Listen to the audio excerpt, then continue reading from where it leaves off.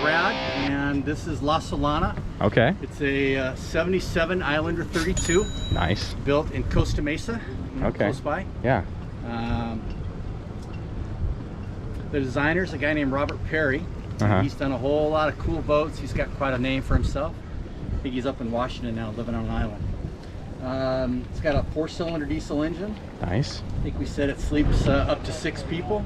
Yeah. And 4 of us lived on it for a year in Mexico on 2 different occasions. Me and my wife and 2 kids.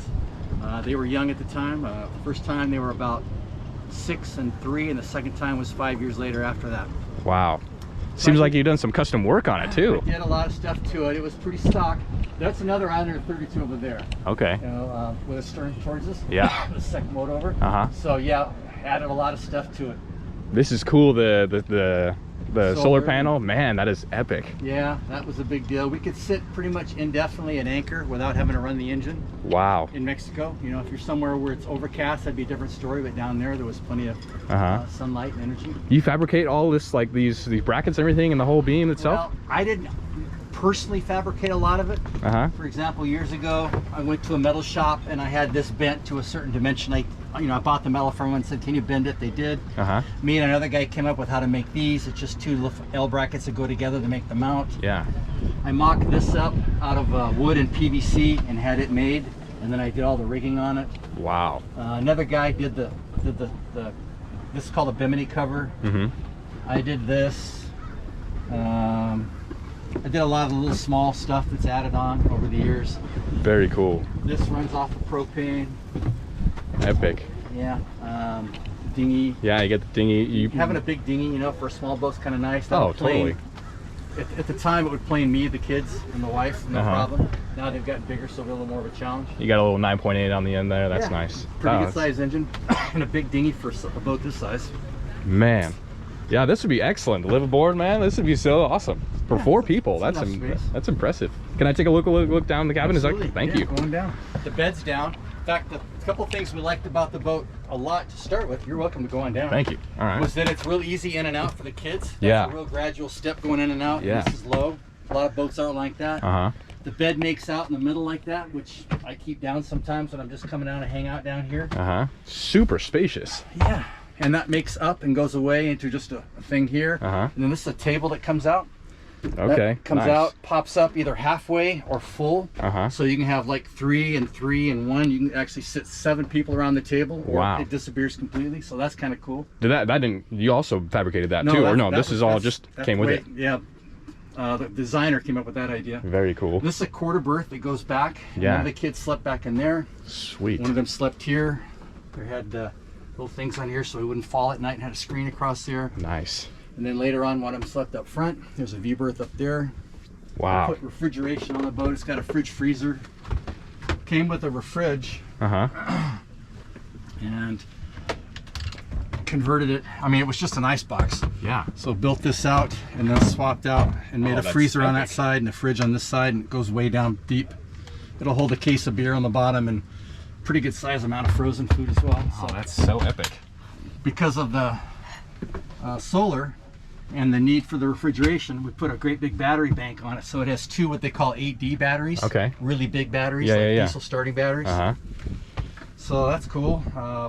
Stove here with 3 burners on top. Nice. Propane or gas? Propane. Runs off that tank outside. And that tank would run us when we were traveling for about 2 to 3 months, depending on how much we cooked and stuff. Yeah, man. There's a head right there. You're welcome to that first door on the right. Okay, yeah. Please. This is so cool. Lots of really good storage, actually. This is really nice. There is quite a bit of storage. Let's see, the bathroom there. Oh, nice, man. How old were your kids when you were living on this? The first time was about 3 and 6, and then 5 years after that. So 11 and whatever, 6. Very nice, man. Yeah. I put the windows in. They didn't all open before. So these ones here? That's all new. Wow. Well, they're not new anymore, but they were new. I mean, new since you've had it. Made all the storage space better utilized. You know, little things like shelving, you know, that you create out of nowhere. And they used to be hanging locker. Put shelves in there because you can store more stuff in it.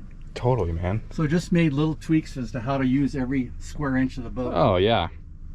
Something like this, yeah, you've done very well. Been very impressive. How's been the upkeep on it and everything? It takes a ton. Yeah. It's an old engine, old transmission. When you got this when you bought this, or what would something like this boat go for market right now if somebody wanted to buy it? So when I bought it, I paid $25 for it, which was about kind of the normal pricing. And that would have been in 2000. Okay. So 25 years ago. And then we put about $25,000 into it, doing all the stuff to it. Okay, gotcha. And today the boat's probably worth 20 grand, maybe 25 if I found the right guy. So just somewhere in that range. That's a great deal. What advice would you give somebody if they wanted to look for a boat like this? And then now you being an owner for such a long time. Well, I would say buy a boat for what you want to use the boat to do. Yeah. You know, first of all, figure how you're going to use the boat, and then define which boat's going to fit that. You know, funny, your son said the exact same thing. Oh, really? Yeah, exact same thing, word for word, pretty much. That's solid advice. Oh yeah, no DNA test needed. If you want to race, you buy a boat to race. Yeah. If you want to cruise, you buy a boat to cruise. If you want to cruise local, you buy a boat or circuit. If you want to do the South Pacific, you do a different boat. So you buy a boat to do it's. I've heard it said a boat's a tool, and so you buy the right tool for whatever job you want to do.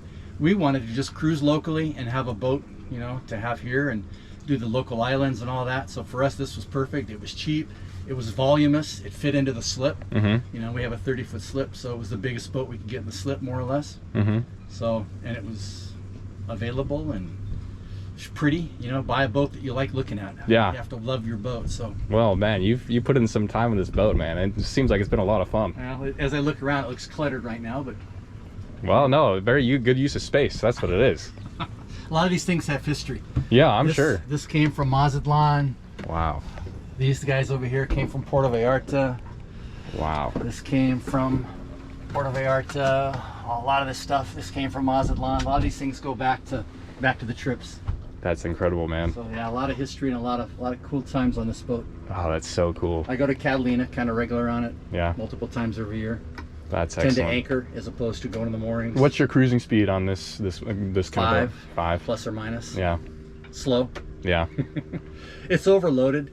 You know, the boat started off at about 10,500 pounds, and probably as it sits now, it's probably 12,000 pounds because of anchor gear and water. I put a 50-gallon water tank up front in addition, and I store jury jugs back here and all the anchor gear and all the stuff added to it. So at the time we went to Mexico, I figured it was about 2,000 pounds additional. So the boat had sunk in the water. We had to bring the waterline stripe up about 6 inches. Wow.